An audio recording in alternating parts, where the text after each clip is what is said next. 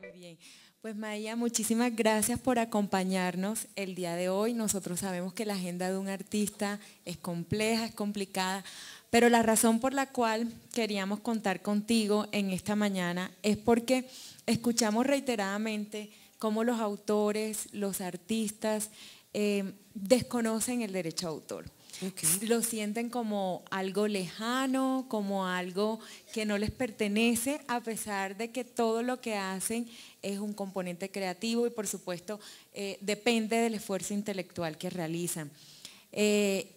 Nosotros quisiéramos conocer un poquito tu experiencia, no como de ninguna manera jurídica, por supuesto, pero sí lo que tú has vivido en torno al derecho de autor y en torno a tu carrera artística. Y quisiéramos comenzar por preguntarte cómo termina una ingeniera mecánica, porque para los que no lo saben, Maía es ingeniera mecánica.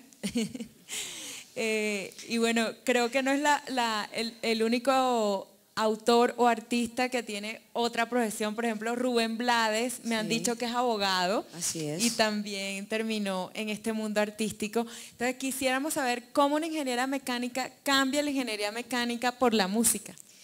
Bueno, realmente yo no creo que cambie nada. Yo creo que estamos acostumbrados a etiquetar a las personas en una sola cosa.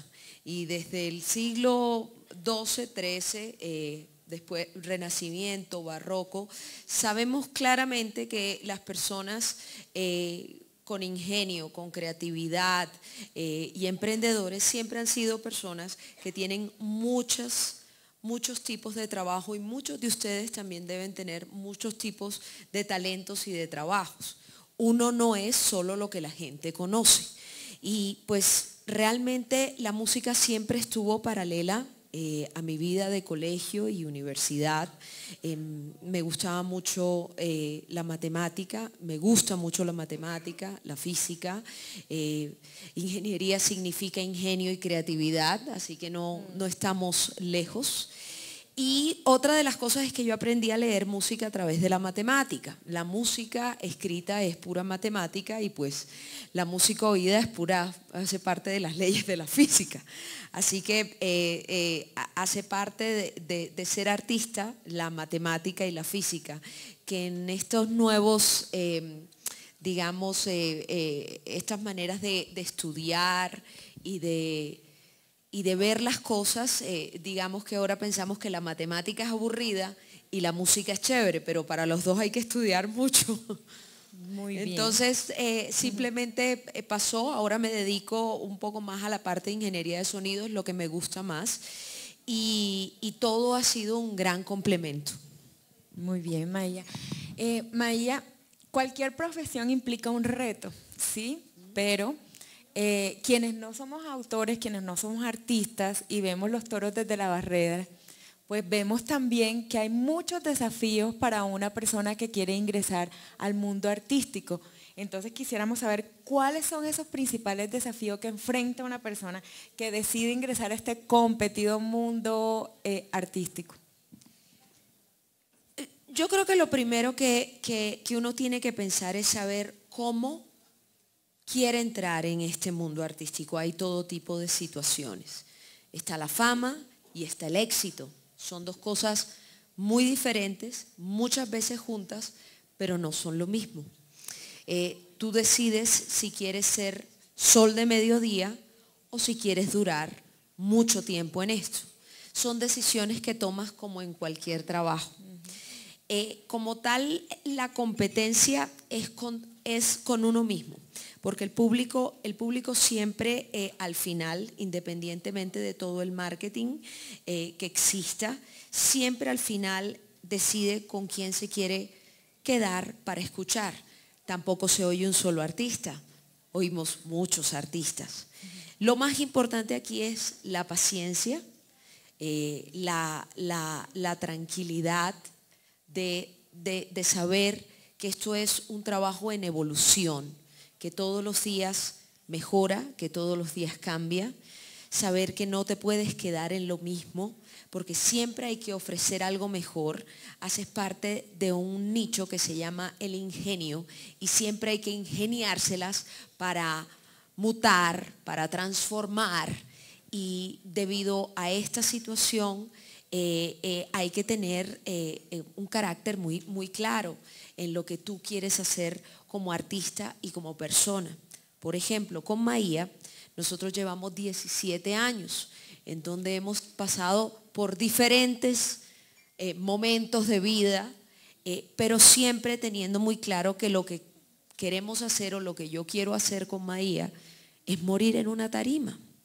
Y para eso hay que trabajar constantemente en la música, y paralelamente habrá una gente que trabajará en el marketing, pero todo, sobre todo, trabajar en la música para mantener siempre a la gente a la expectativa.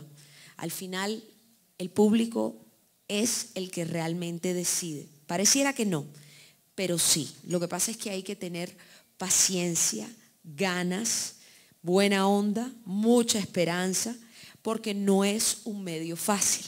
Es un medio que, aunque trabaja con los sentimientos, es a veces muy duro. Bueno, y aparte del talento, ¿qué otras cualidades debería tener un artista para lograr eso que tú llamas éxito, triunfo, fama, juntas o de alguna manera? Bueno, con el talento se nace, pero un artista se hace. Un artista es un profesional. Un artista tiene que cumplir con ciertas cosas para poder mantenerse en una tarima por respeto a su público. Eso es lo más importante. ¿Y cómo se hace? A punta de estudio, de disciplina, de experiencia, de trabajo.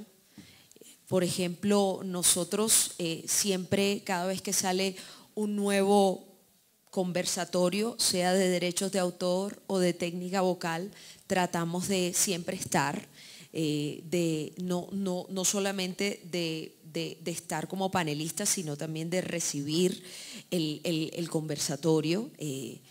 ¿Por qué? Porque la vida cambia todo el tiempo, y para estar en la vanguardia y para saber todas las nuevas técnicas que existen, pues hay que estar siempre estudiando y siempre aprendiendo.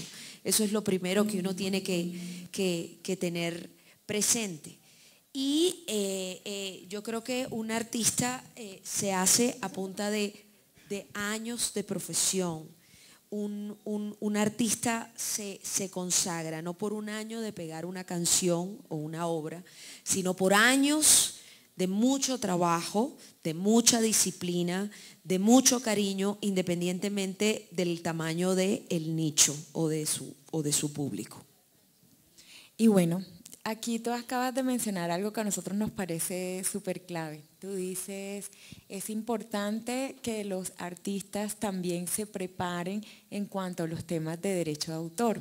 Exactamente. Nosotros el panel lo hemos llamado el derecho de autor, el salario para el creador, pero además consideramos que es como el instrumento, el medio que le permite también a ese creador vivir de su trabajo. En tu formación, en algún momento, pues porque entiendo que tú no te formaste en una escuela de música como tal, pero en algún momento o en qué momento te encontraste con el derecho de autor, como caramba, nadie me había hablado de esto antes y yo soy la primera que debería aprender y conocer de esto también. Yo estudié en un colegio alemán y me gradué en Alemania. Entonces, desde chiquita, paralelo a mi colegio y a mi vida, siempre estuve en una escuela de música. No se llama conservatorio, no es una universidad, pero es una escuela de música. Yo llevo estudiando música desde que tengo 5 años.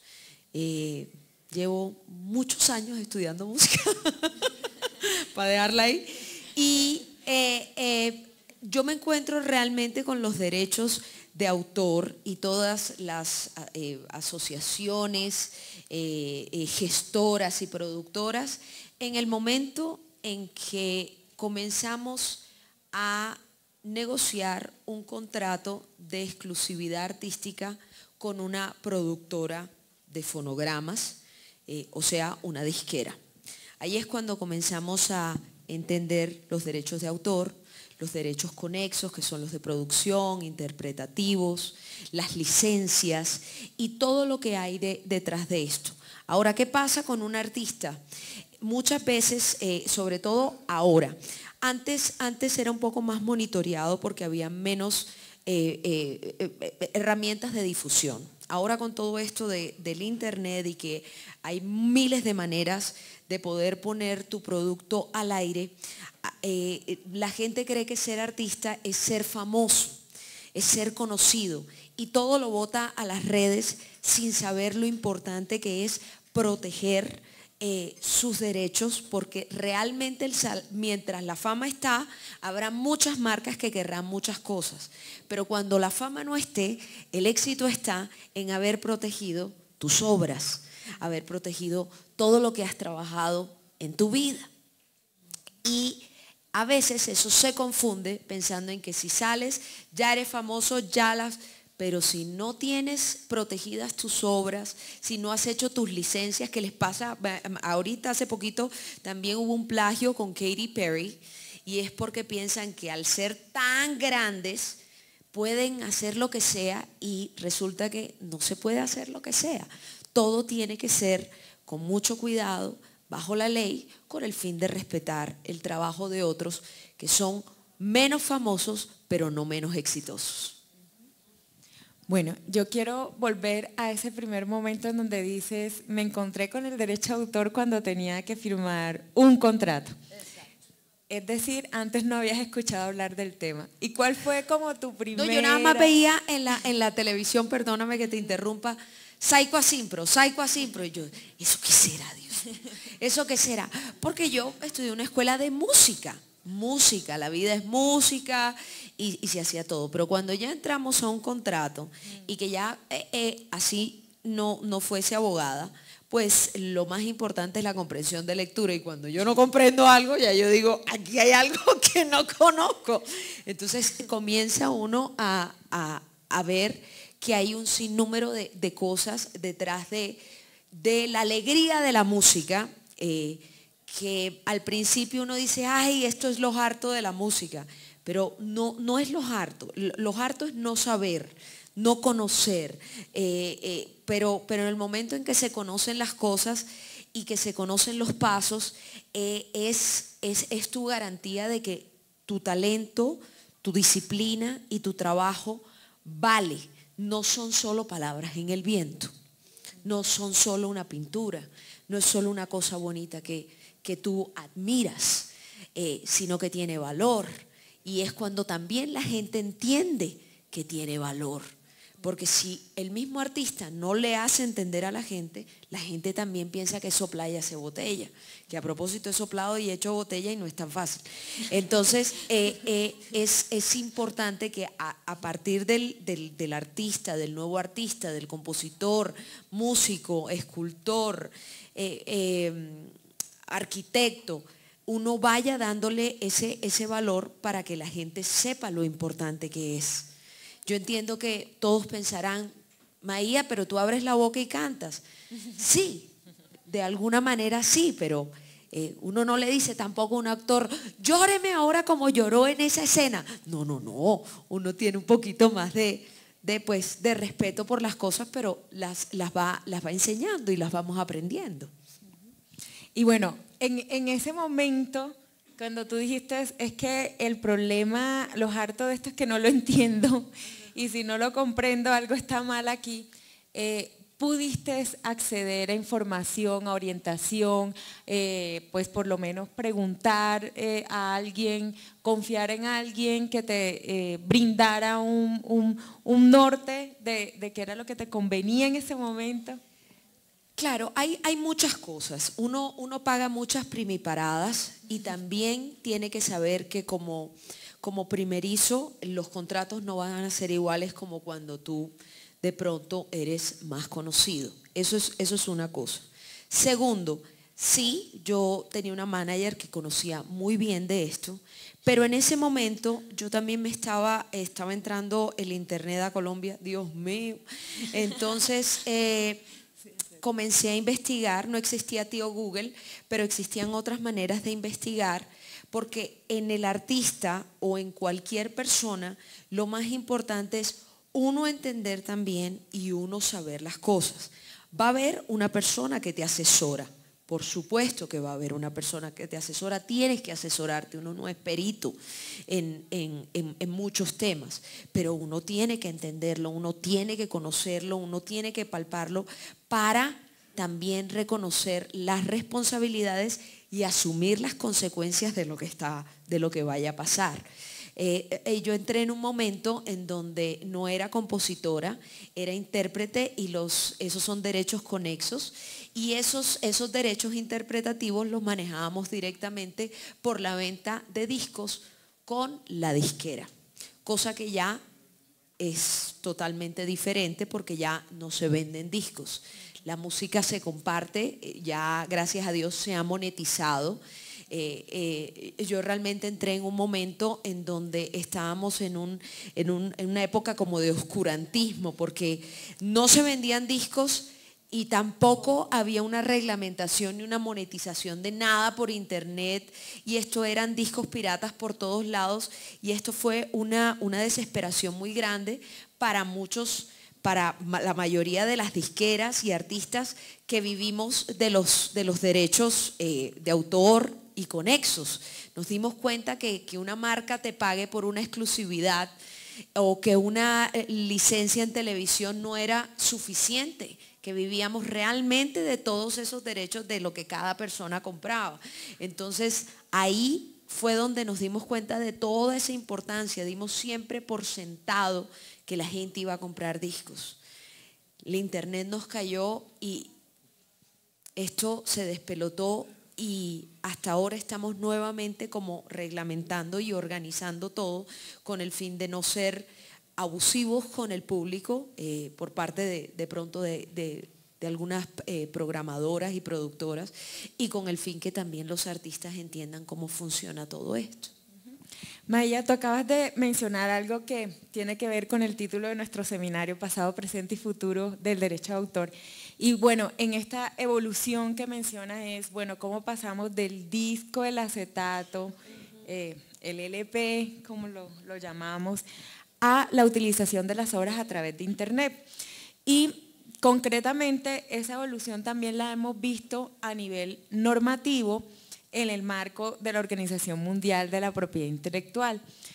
Hace 133 años, cuando se saca o se adopta el primer convenio multilateral, que es el convenio de Berna, en ese momento no era posible dimensionar todas las tecnologías que podrían surgir en un futuro en relación con la utilización de las obras, y por supuesto algunos de los derechos que están ahí pues son derechos pensados netamente para el entorno análogo y en su momento para lo que eran las interpretaciones en vivo, pues porque no había nada más.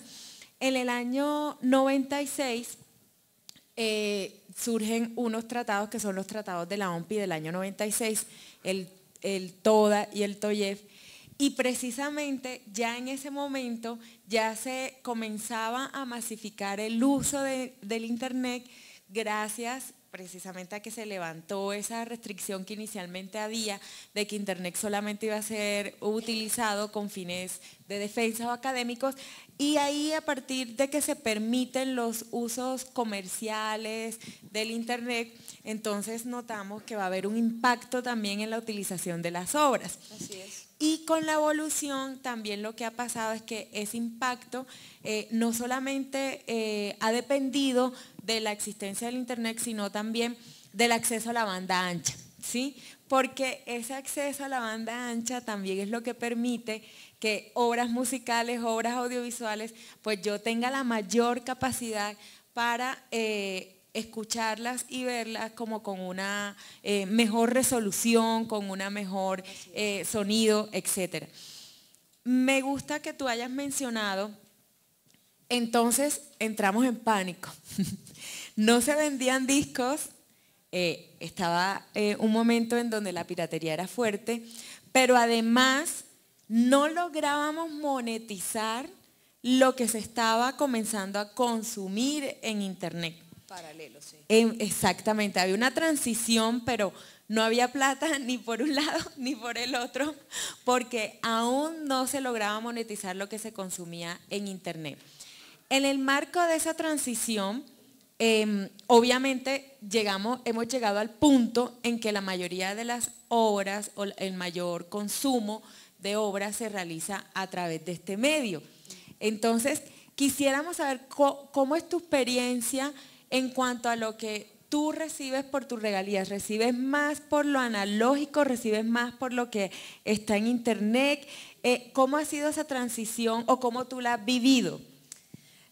Lo que pasa es que cuando Maía salió, que fue en el 2002, fue en el momento en donde se desbarató todo esto de los discos. Esto era una locura. Nosotros llegamos a un triple platino porque mi Dios es muy grande. Pero ya después ya era muy difícil. ¿Pero por qué era muy difícil? Por una situación cultural. ¿Qué pasa? Los discos se vendían porque la gente quería, era la única manera de oír a su artista. No porque tuvieran claridad del respeto y de lo que contiene ser un artista. No sé si me hago entender. Entonces, en el momento en que esto se vuelve accesible por todos lados, la gente no lo hace por mal. La gente simplemente quiere obtener la música que le gusta. Y entonces la compra en los semáforos. En ese momento la situación crediticia colombiana no era la mejor. Entonces ya estaba funcionando en el 2005, creo que salió iTunes, y tampoco existía aquí. Entonces no había tarjetas de crédito, esto era hecho para el mundo que tenía tarjetas de crédito, la gente seguía teniendo su dinero en efectivo, no teníamos PSE, entonces ¿cómo? Compras y compras en la calle. Era la única manera, porque tenías el mismo sonido sin tanta parafernalia. Entonces también las disqueras se comenzaron a dar cuenta que habían hecho del negocio una cosa absolutamente ostentosa y que no podían tampoco cobrar de esa manera tan fatal. Entonces eso fue un despertar para todas las personas. Ahora las regalías son diferentes, un artista tiene que trabajar muchísimo más, sobre todo a nivel musical, si quiere dar una calidad musical. Y teniendo eso en cuenta, el streaming da un dinero, nunca como en la famosa bonanza del disco.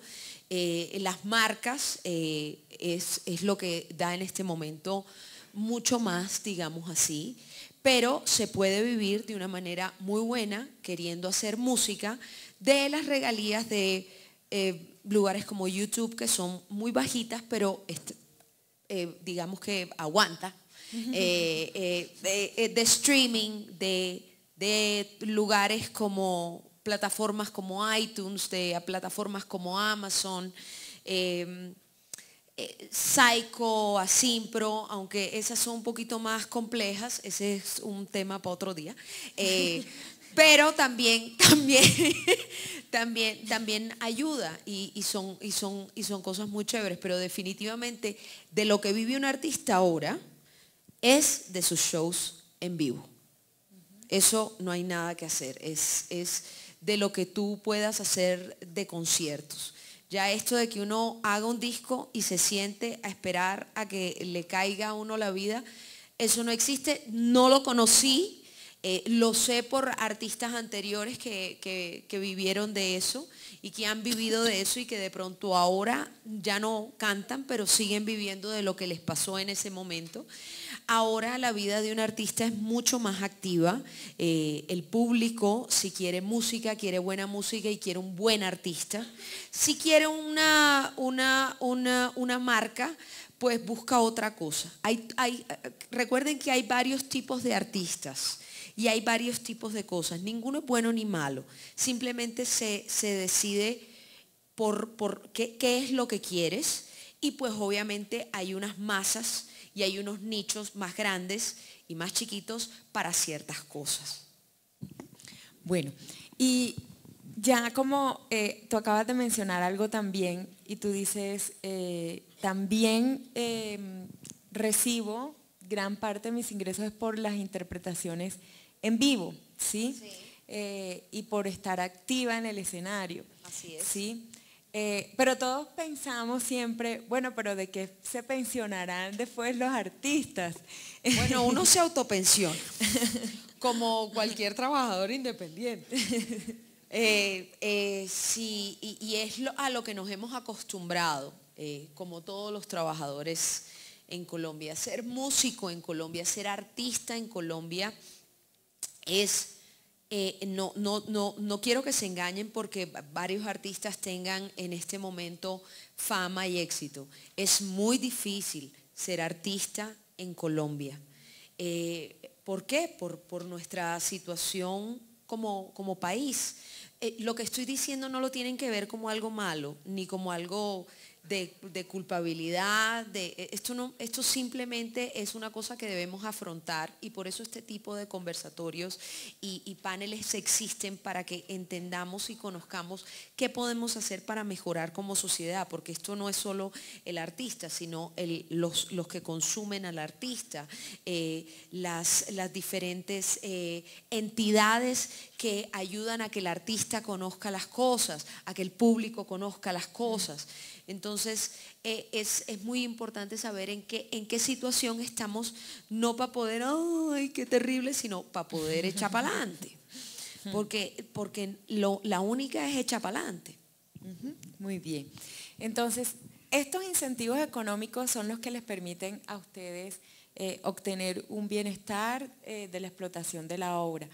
Y eso va a depender también de la naturaleza de los contratos que ustedes firman, como comentabas tú. Al inicio tú dices, yo pagaba la primiparada, los contratos posteriormente fueron mejores, pero yo quisiera saber si tú sentiste un ambiente equilibrado en la negociación de estos contratos, percibes que es lo justo, que de pronto podría mejorarse un poco. Bueno, primero, ¿hay gente de disqueras aquí? No, mentira. Me imagino que debe haber de todo. A ver, Mónica Andrea, cuando firmamos lo de Maía, existían las viejas leyes. Las leyes como si fuera la bonanza del disco. Lo que pasa es que no existía tal bonanza. Entonces, digamos que fue un negocio no bueno, pero para nadie.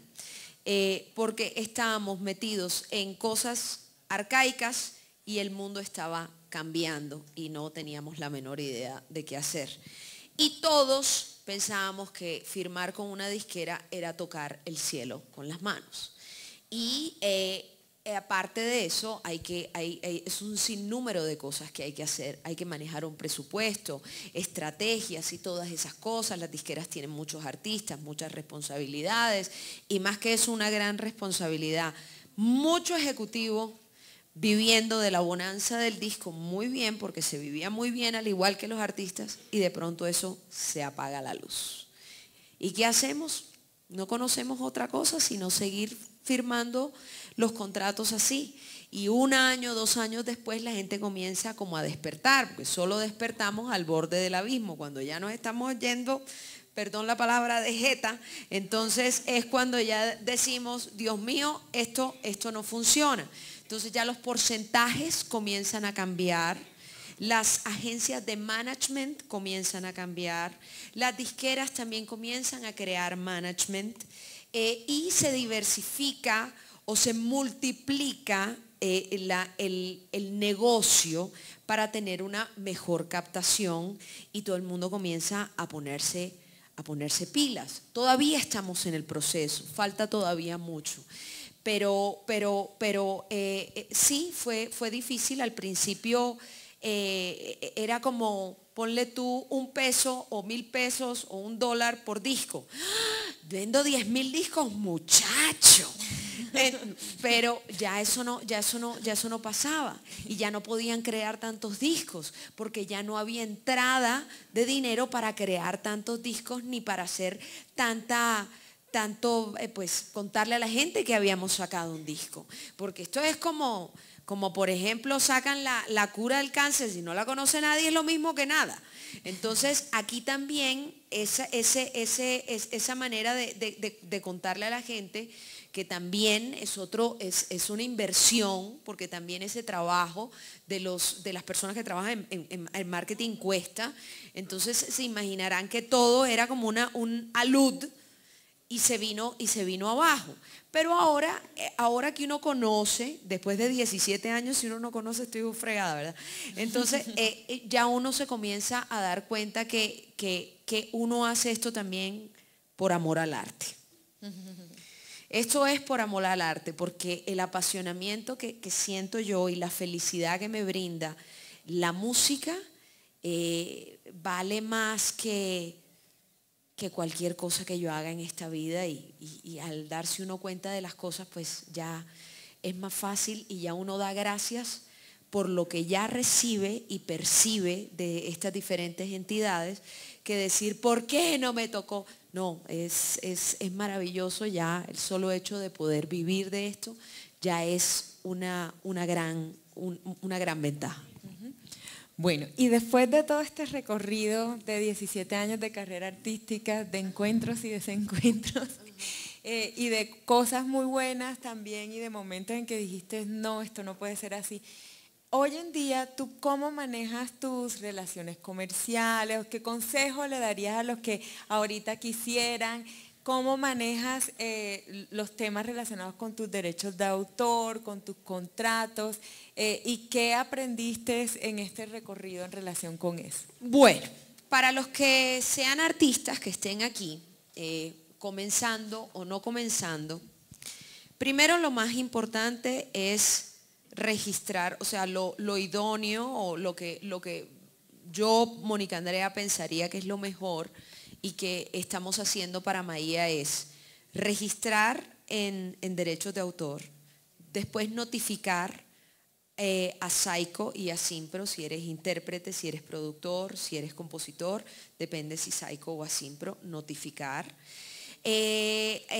Después tú decides, ahora ya más que disqueras existen agregadores, o antes de agregadores, perdón, una productora fonográfica, es decir, con quien la persona, si eres tú mismo, el que va a poner el dinero, el presupuesto, la inversión de hacer tu disco, tu canción o lo que sea, tu estrategia de marketing, porque es preferible hacer un disco más chiquito, de muy buena calidad, pero que tenga alguna manera de ser reforzado en redes a nivel de marketing. Y después, a partir de ahí, también pasas a un agregador. El agregador es como, entre comillas, una editorial, en donde agrega el contenido a las diferentes redes, streaming, plataformas y todo lo que necesiten, donde tienen un negocio para que ellos, dependiendo del contrato que hagan, ojo, dependiendo del contrato y de las licencias y de las sesiones o no sesiones que den, ellos te cobran un fee por hacer el trabajo de montarte en las diferentes plataformas y también de venderte en las diferentes plataformas dependiendo del presupuesto que exista. Es decir, de estar en la primera página, de estar en la segunda página, de estar en diferentes playlists, de aparecer en comerciales y todas esas cosas. Nosotros tenemos una disquera que se llama Maía Records. Decidimos separarnos y con mi esposo hicimos una disquera que se llama Maía Records, que es nuestra productora fonográfica. Hicimos nuestro primer disco, más otros sencillos, este primer disco que se llama Tributo 780, que aprovecho para contarles que ya salió, no que va a salir, ya salió, gracias a Dios. Salió hace un mes, son 7 canciones de salsa de los 80s, entonces aquí lo que hicimos a nivel de derechos fue llamar a las diferentes editoriales y pedir los permisos o licencias para poder cantar las canciones. Obviamente con la salsa es un poco más complejo porque es un nicho mucho más respetuoso a su sonido. Entonces que ya te den el permiso pues es una cosa maravillosa y es un honor. Entonces fue otro gran triunfo que tuvimos. Y después hicimos una inversión de una producción con un productor que se llama Diego Galé, que tiene los derechos de la adaptación, armonización o producción musical, que eso es los derechos conexos. ¿Vamos bien, verdad? Sí. Que son los derechos conexos. Y ya sacamos el disco, no lo sacamos físico, lo sacamos solamente con nuestro agregador que es OneRPM y estamos en las diferentes plataformas e hicimos una negociación de inversión para poder estar a través de las plataformas con estrategias de marketing, no tanto por televisión ni nada. Y por radio, las personas que nos quieran sonar y escuchar. Hasta ahí. Bueno, pues realmente, María, este recuento que haces de cómo vienes manejando tus derechos y cómo has decidido, producto de tu experiencia, tomar unas decisiones, por supuesto, jurídicas y comerciales, y escucharte hablar así, de verdad que nos hace sentir muy bien. ¿Sabes por qué? Porque la mayoría de los autores y de los artistas no tienen esa conciencia que tú has logrado gracias a todas estas experiencias que has tenido a lo largo de los años. Esto se aprende con el tiempo y con este tipo de conversatorios, porque eso nadie nace aprendido. Además, hay que saber que el negocio ha cambiado, el negocio de la música. La música es la música, ese es un lado, pero el negocio de la música ha cambiado tanto que hay que saber que, por ejemplo, yo ahora no compongo sola. Ahora lo bueno es componer con alguien más. Y eso no me lo enseñó a mí la vida, me lo enseñó a mí un gran compositor que se llama Jorge Luis Piloto. ¿Por qué? Porque tenemos que gustarle a más gente. Y una cosa que hagas tú solo tiene muchas posibilidades, pero si compones con otra persona tiene aún más posibilidades porque tiene una visión más amplia. ¿Qué es importante también ahí? Saber que tienes que tener una editorial, saber que tienes que notificar. Si yo, por ejemplo, en la mayoría de mis discos he sido intérprete, pero tengo canciones escritas mías en discos de otros artistas, como por ejemplo Fonseca, entonces también notificar esa otra canción a Simpro como intérprete, a Saiko como autora de una canción en otro disco. Esto crece de una manera muy grande. Yo me entero por derechos de autor que aquí en Colombia los patrimonios, el derecho moral ¿cómo se dice eso? Innegociable, ¿no? Innegociable, pero en otros países sí. Tienen que saber que en esto de la música y en el arte, el derecho patrimonial se está negociando todo el tiempo. Entonces, al negociarse todo el tiempo, muchas personas pierden la noción de hasta dónde negocio y qué negocio o por qué negocio. Entonces, eso es muy importante. Por eso ya hay abogados de música. Porque esto es un ámbito, esto es un ambiente muy, muy amplio con un modus operandi que cambia a cada momento y a cada rato. En otros países que se puede hacer lo del derecho moral, es bien difícil para muchas personas pensarlo, sentirlo, pero se hace. Al final es una decisión no del negocio, sino de uno. Uno decide cómo lleva su vida como artista y lo demás no tiene la culpa. Eso es responsabilidad totalmente de uno. Y bueno, tú que estás en el mundo con autores, con artistas y que conversas con ellos constantemente para pensar de pronto en estrategias, en propuestas, ¿qué percibes tú en el ambiente de los autores y de los artistas en relación con la cercanía o percepción que ellos a su vez tienen con el derecho de autor? Hay dos cosas. ejemplo, los autores que llevan mucho tiempo en esto son muy claros en que viven de sus editoriales y de sus autorías. Pero, por ejemplo, los arreglistas y la mayoría de músicos que viven al día prefieren que se les pague por un servicio que realmente registrar su arreglo o su adaptación, porque todo depende también de la economía por la que esté pasando la persona y el país. Entonces ahí es donde hay que comenzar a trabajar, porque la idea o lo idóneo para un país como Colombia es que una parte sea pagada en ese momento y otra parte sea la negociación de que quede registrado para que tenga regalías. Entonces es buscar eso también, en que el artista lo acepte y que también las productoras lo acepten. Esto es un servicio, pero es una cosa que cuando él se muera va a seguir sonando. Entonces, si eso es más grande que la vida de uno, debe ser registrado. Muy bien, sí. Ay, mentira. Bueno, yo tengo que aquí confesar algo. Cuando nosotros le planteamos a Maía que nos acompañara en este panel, ella estaba muy nerviosa porque nos decía, no, es que yo soy artista, yo no sé si yo puedo hablar de esto, pero fíjense que esa inseguridad era más producto de su percepción que de otra cosa, pues porque lo tiene muy claro. Bueno, no, pero es que imagínense, debe haber abogados duros, disqueras que me quieren matar por ahí, pero todo bien.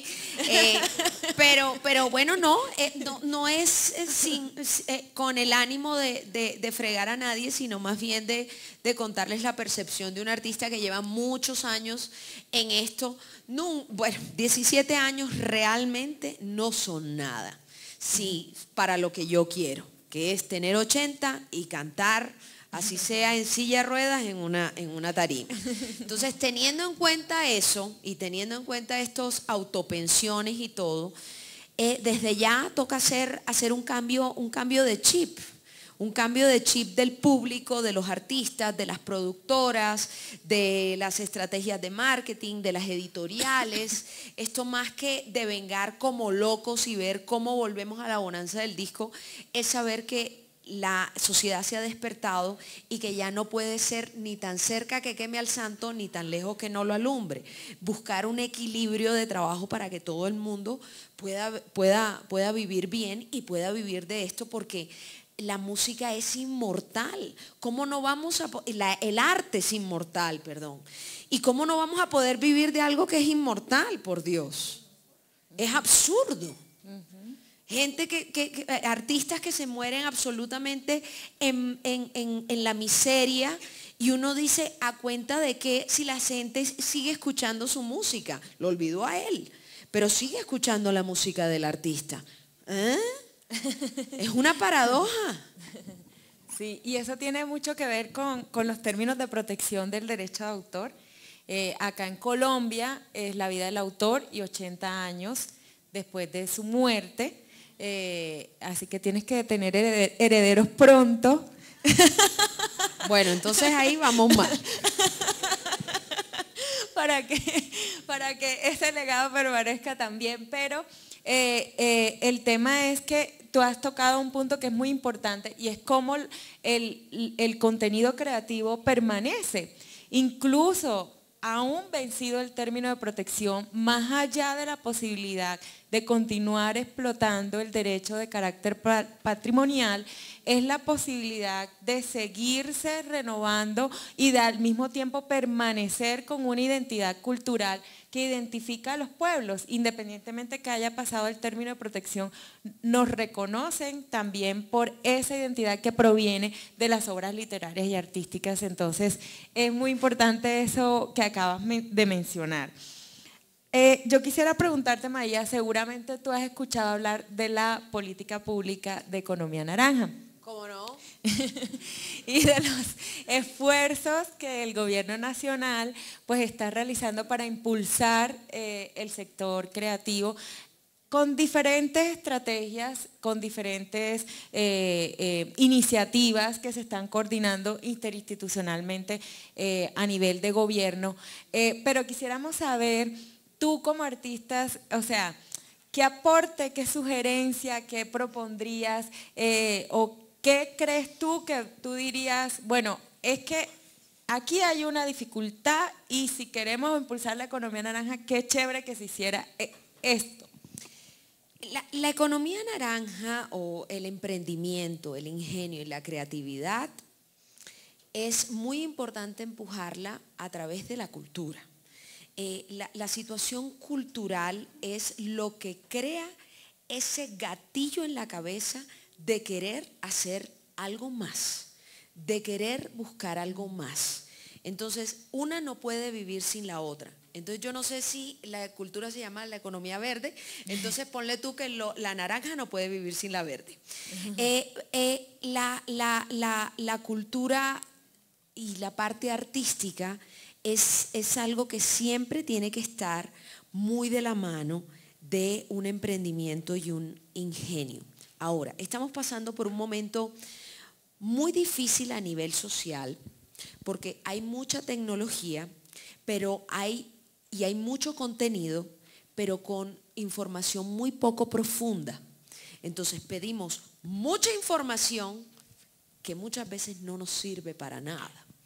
Entonces se crea un manojo de estrategias de marketing, de influencias y de contenidos que de pronto no son lo más adecuado y que no nos hacen crecer a nivel creativo. Ahora, ¿esto cómo se combate? Solamente a nivel cultural y educativo. Porque si tú ves, y espero, yo no sé si hay influencers y youtubers, respeto muchísimo su trabajo y lo admiro. Yo no sé ni tomar, pues la selfie que me tomo es porque me llama a la oficina a que me tome una selfie, porque yo no crecí con eso. Pero creo que ahí hay una cosa, ahí hay un tesoro muy grande, que es la capacidad de comunicar. Pero ahora, ¿qué vas a comunicar? ¿Qué es lo que vas a comunicar? Si eres una persona con un grado cultural muy grande, comienzas a comunicar cosas que tienen profundidad, que tienen objetivo, que tienen ganancia. Lo mismo en la música. La música no es ni buena ni mala. El arte no es ni bueno ni malo. Simplemente te gusta o no te gusta. Y la responsabilidad es totalmente de su ejecutor. No es de la música. La música urbana y las nuevas cosas que están pasando son muy buenas. Es parte de la evolución. Aquí nadie es purista desde que Colón pisó esta tierra. Entonces, olvídense de esa vaina.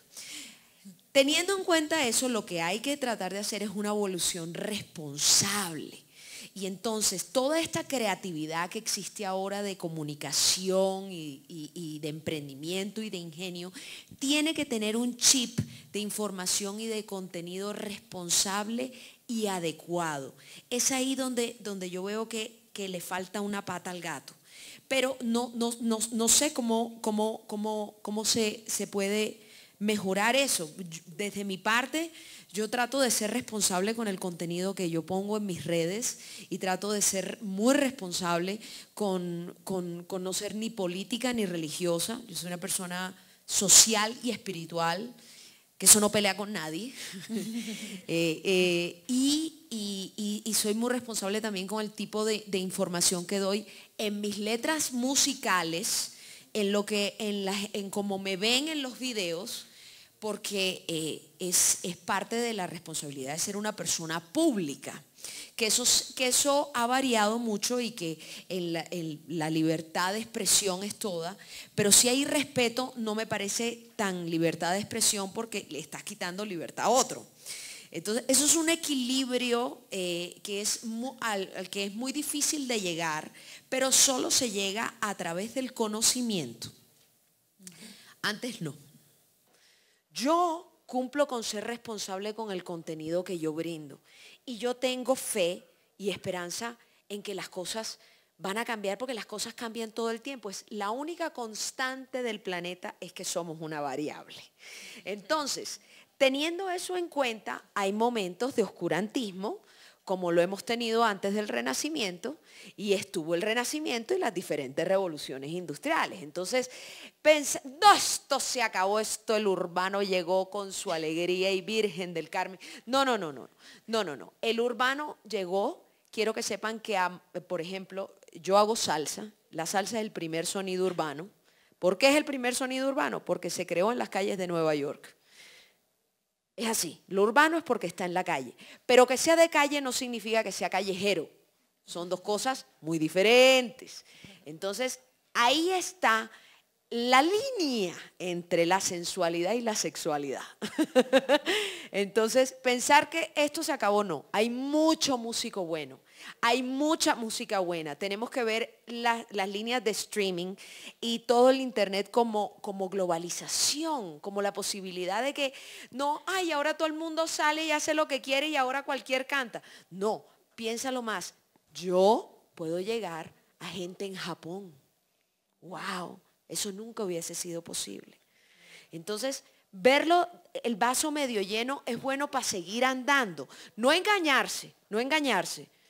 Porque hay que trabajar, pero hay que trabajar desde cada uno. Uno no puede obligar a nadie. Yo no le puedo decir, niño, haz buena música. No, yo a cuenta de que yo voy a hacer eso. No, yo hago lo mío. Y espero que la gente le parezca bonito y a otros no les parezca tan bonito, pero por lo menos haya un respeto hacia lo que uno hace. Es lo único que yo puedo ver. Pero ver las cosas, se acabó el mundo. Nunca ha servido. Crea terrorismo, baja la frecuencia de las personas, baja la calidad de vida y bajar la calidad de vida significa bajar la calidad de todo.